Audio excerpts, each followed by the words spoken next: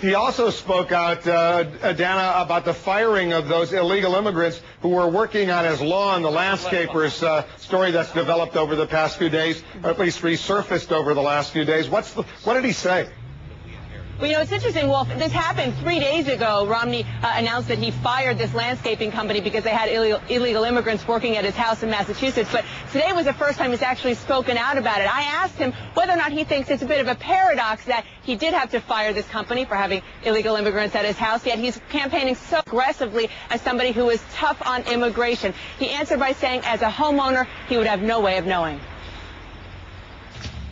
As a homeowner, I'm able to do, that's not something which is available under our current system in this country, and that's why I proposed that instead we have an employment verification system to identify which aliens are here legally, which are not here legally. On that basis, companies that do the hiring would be able to make that assessment. But the individuals at my home were not my employees. They were hired by a company.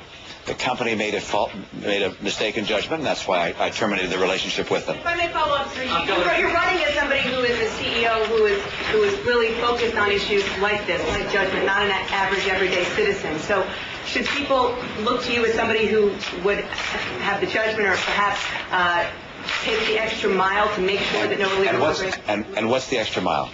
To make sure, especially... Tell me how you do that in this country. So, for instance, let's say I go to a restaurant. Should I make sure that all the waiters there are all legal? How would I do that?